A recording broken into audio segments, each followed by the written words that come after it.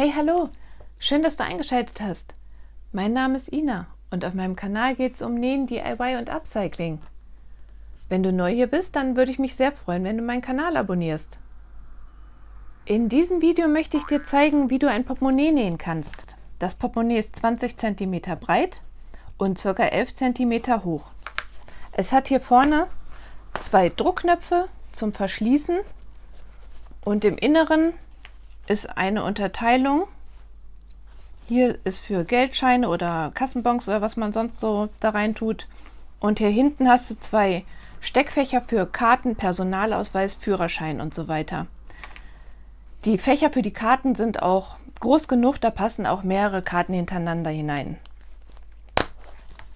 Auf der Rückseite ist ein Reißverschlussfach, das ist 15 cm breit und dort kannst du natürlich das Kleingeld hineintun. In der Anleitung zeige ich gleich die einzelnen Schnittteile mit allen Maßen und so kannst du das Schnittmuster Pepita kostenlos mitnähen. Aber vielleicht nähst du auch gerne mit Schnittmuster und möchtest nicht extra abmessen oder dich interessiert vielleicht auch noch diese zweite Variante, die aus zwei verschiedenen Stoffen genäht wird. Dafür biete ich in meinem Shop ein Schnittmuster an. Das Schnittmuster Portemonnaie Pepita. Schau doch mal vorbei, wenn es dich interessiert. Vielleicht kennst du meinen Shop ja noch nicht, dann schau doch mal vorbei. Dort biete ich viele verschiedene Schnittmuster an und auch einige Freebooks. Jetzt wünsche ich dir erstmal viel Spaß bei der Anleitung.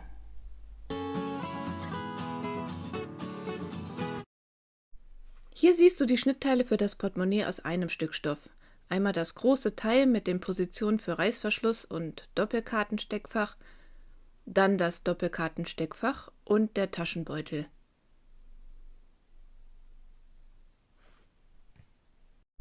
Und das sind die Maße für die Schnittteile.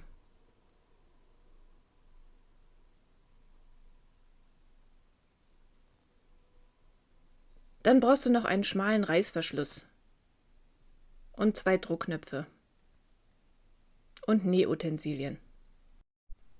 Für das Portemonnaie benutze ich für das große Stück Canvas. Die kleineren Teile schneide ich aus dünnerer Baumwolle zu. Die Rückseite ist mit H250 bebügelt, vom Anfang bis zum Ende, und die Nahtzugabe an den Seiten bleibt frei. Nach dem Zuschnitt kannst du direkt die kleinen Knipse an den Markierungen an der Seite machen. Die Markierungen sind von der rechten Seite aus gemessen, die erste bei 18 cm und die zweite bei 38 cm. Der Stoff wird viermal dort eingeschnitten. Ich beginne mit dem Kartensteckfach und lege das einmal rechts auf rechts. An der langen Seite markiere ich eine ca. 5 cm große Wendeöffnung.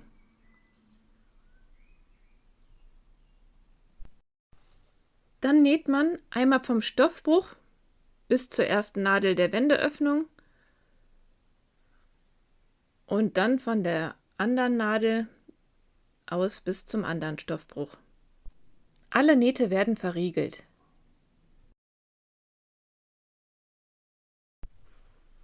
An den kurzen Seiten und an den Ecken kannst du die Nahtzugabe etwas zurückschneiden. Dann wendest du den Beutel durch die Öffnung und formst ihn schön aus und anschließend wird er kurz gebügelt.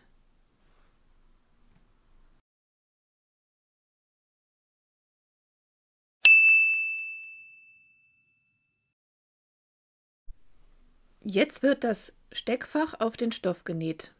Dafür nimmst du den Deckel von dem Stoff, der vorhin links lag, und legst das Steckfach mittig auf den Stoff. Die Wendeöffnung liegt dort dabei unten und das Steckfach ist ca. 1 cm vom Rand entfernt. Dann steckst du es auf dem Stoff fest.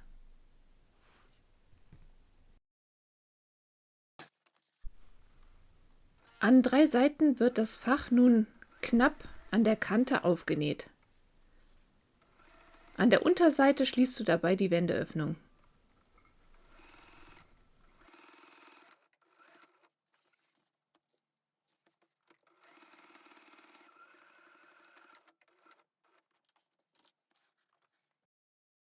Jetzt kommt noch eine Naht, die das Steckfach in 2 Fächer halt unterteilt, und dafür markierst du auf dem Fach die Mitte.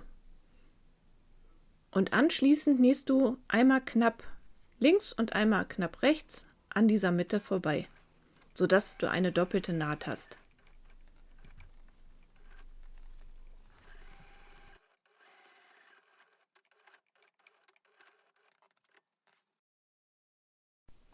Jetzt ist das Reißverschlussfach dran.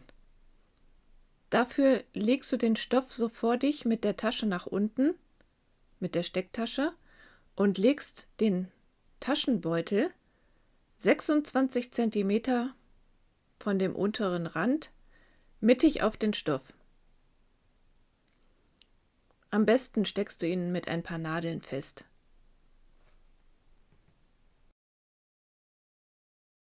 Dann nimmst du dir das Schnittmuster zur Hand und legst es passend auf das Stoffstück und zeichnest die Umrandung des Reißverschlussschlitzes auf den Taschenbeutel.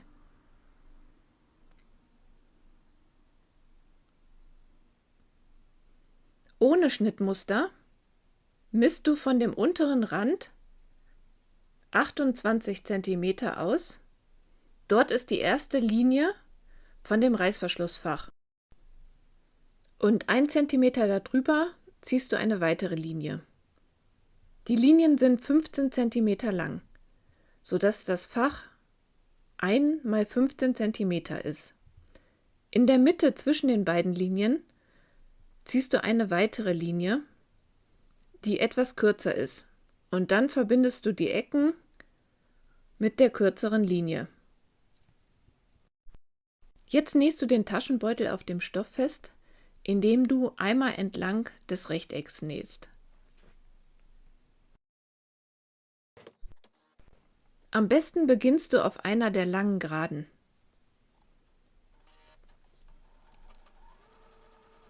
Nähst bis zur Ecke, lässt die Nadel im Stoff stecken,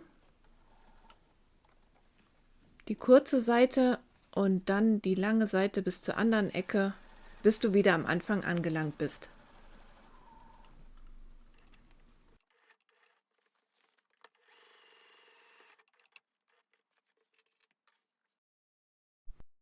Nun schneidest du den Stoff an der vorhin eingezeichneten Linie in der Mitte auf. Den Anfang mache ich immer mit dem Nahttrenner, aber dann nehme ich doch lieber die Schere.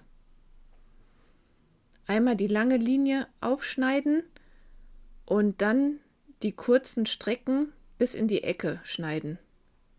Bis ganz genau in die Ecke, aber natürlich nicht in die Naht. Von der anderen Seite kann man das Ganze noch mal besser sehen. Daher drehe ich das nochmal um und schau mal, wie weit ich da in die Ecke geschnitten habe.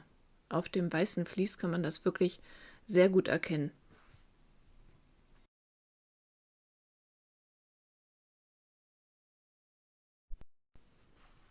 Jetzt muss der Taschenbeutel auf die andere Seite. Das geht am besten am Bügelbrett. Ich bügel schon mal alle Kanten so ein bisschen einmal in die Richtung. Und dann schiebe ich den Stoff durch den Schlitz.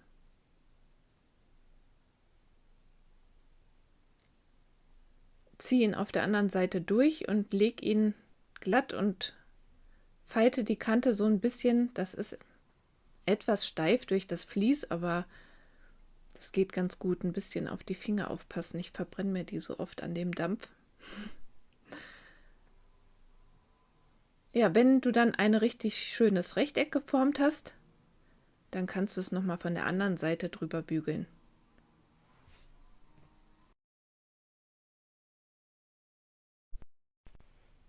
Für das Portemonnaie kann man sehr gut einen Endlosreißverschluss nehmen. Dafür ziehe ich jetzt eben den Zipper auf. Da schneide ich auf der einen Seite neben den Zähnchen so circa 1 cm in den Stoff und schneide die Zähnchen ab. Dann schiebe ich den Zipper auf und halte die Enden fest und dann ist es auch schon erledigt. So, ja, wohin soll der Reißverschluss bzw. der Zipper zeigen, wenn das Portemonnaie fertig ist? Also, ich lege dafür immer die Tasche nach hinten und den Zipper dann nach links.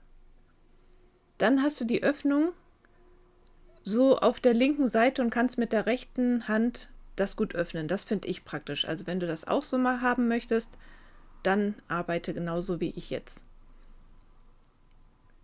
Also den Zipper nach links und jetzt den Reißverschluss mittig hinter den Schlitz stecken. Ich stecke das jetzt nur mit 2 Nadeln fest und arbeite gleich an der Nähmaschine, das so ein bisschen spontan, sag ich mal. Auf der Rückseite kann man noch mal gucken, dass auch genug an den Seiten übersteht. Wenn das alles passt, dann näht man da einmal ringsherum. Ich setze dafür den Reißverschlussfuß ein und stelle die Nadel noch ein bisschen weiter nach links.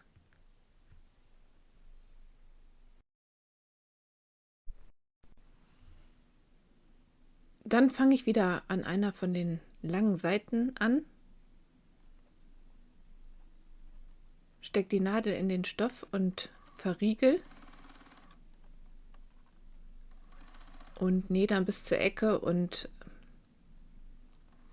gucke immer, dass der Reißverschluss schön mittig in dem Schlitz liegt. Da, wo der Reißverschluss jetzt geöffnet ist, halte ich ihn so ein bisschen mit den Fingern fest.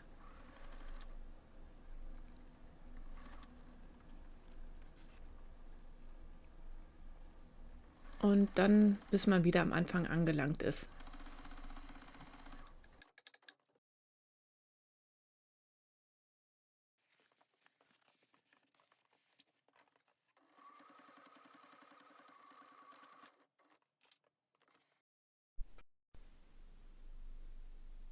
Nun den überstehenden Reißverschluss zurückschneiden.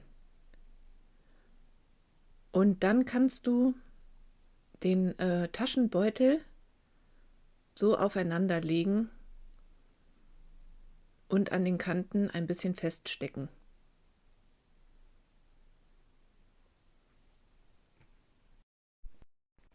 Der Beutel wird jetzt an diesen 3 Seiten zusammengenäht.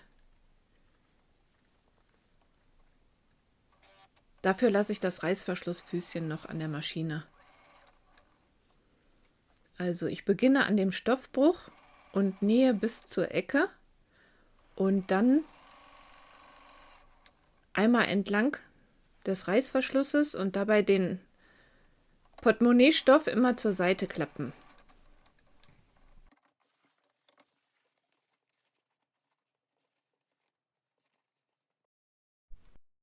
Wenn du ein Label aufnähen möchtest, dann kannst du das gut jetzt neben den Reißverschluss legen, also so auf Höhe von dem Reißverschluss und dann in der Nahtzugabe festnähen. Also ich messe so den Zentimeter ab und gucke dann, dass das Label noch zu sehen ist, wenn das nachher genäht ist.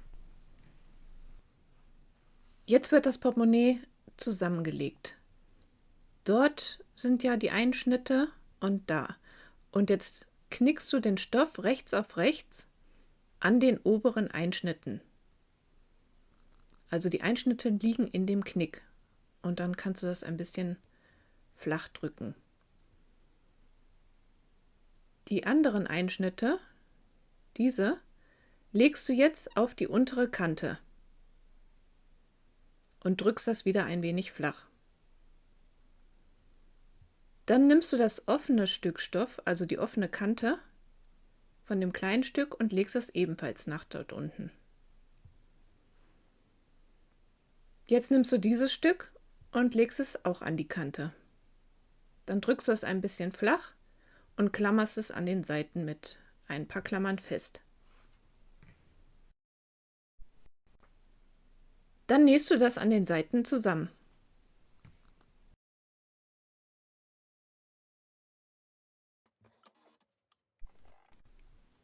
Am besten beginnst du an der dünneren Seite, an der nicht so viele Lagen aufeinander liegen.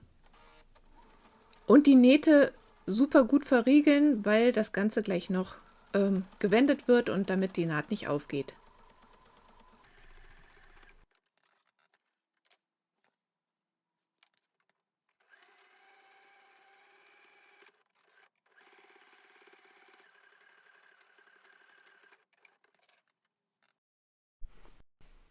Die Nahtzugaben kannst du jetzt auf ca. 0,5 cm zurückschneiden.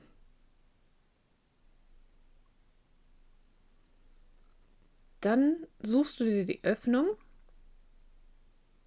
und wendest das Ganze einmal auf rechts.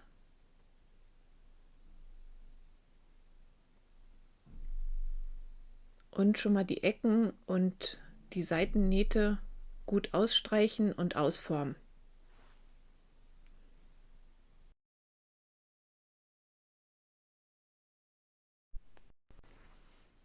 So wie das jetzt ist, kann das schon einmal ein bisschen gebügelt werden. Und dann greifst du dort hinein und drückst das Ganze nochmal nach außen. Dann hat das Portemonnaie seine endgültige Form.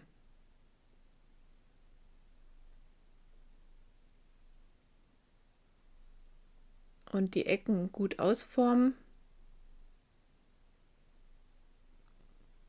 damit es nachher schön rechteckig ist. Und dann schon mal drüber bügeln.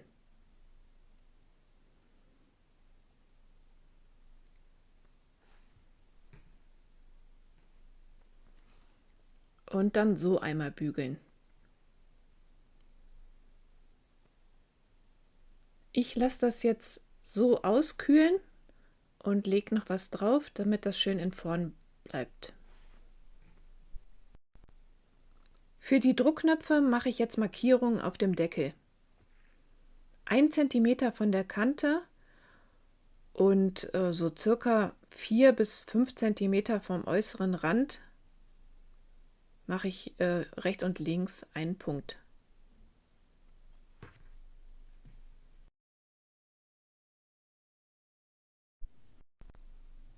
Dann stanze ich die Löcher in den Deckel und markiere durch die Löcher die Positionen auf dem Portemonnaie für die Gegenstücke der Druckknöpfe.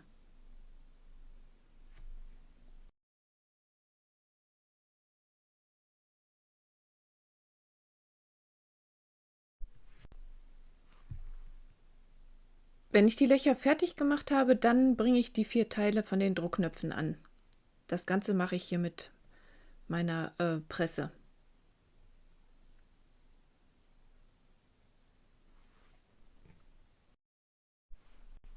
Für die Ober- und Unterteile braucht man jeweils einen anderen Aufsatz. Da muss ich den kurz austauschen. Ich arbeite hier parallel, beidhändig. Ja, und jetzt ist das Portemonnaie fertig. Jetzt zeige ich noch schnell, was bei der zusammengesetzten Variante zu beachten ist. Also du nähst erstmal die beiden Stoffstücke aneinander, dass du ein langes Stück erhältst. Und dann nähst du genauso Reißverschlusstasche und Steckfach, wie ich das vorhin gezeigt habe. Die Naht ersetzt den oberen Einschnitt. Und da hast du die unteren Einschnitte. Jetzt legst du die Stoffe rechts auf rechts aufeinander, genau an der Naht. Die Nahtzugabe legst du dabei so nach unten. Dann nimmst du die Einschnitte und legst sie nach unten, aber nicht bis zum Stoffende, sondern nur bis zur Naht. Dann nimmst du das Ende des Stoffes und legst es nach unten und genau auch nur wieder bis zur Naht. Und das Ganze, also das gleiche dann halt auch mit dem oberen Stück. Jetzt hast du auch wieder alles so aufeinander gelegt, aber es liegt alles nur bis zur Naht und nicht bis zum Stoffende. Dann klammerst du die Seiten wieder fest und nähst das Ganze rechts und links nur bis zur Naht. Die Nahtzugabe bleibt frei. Dann schneidest du die Nahtzugabe an den Seiten ab, also zurück so auf 0,5 cm und die untere auch. Und dann wendest du die Tasche ganz genauso, wie ich das vorhin gezeigt habe. Geht dann alles, die Arbeitsschritte so weiter wie vorhin. Ja, ich hoffe, meine Anleitung hat dir gefallen und würde mich natürlich sehr freuen, wenn du mir einen Daumen hoch da lässt. Vielleicht hast du auch Lust, mir einen Kommentar zu schreiben. Darüber freue ich mich auch besonders. Vielen Dank fürs Zuschauen und bis bald!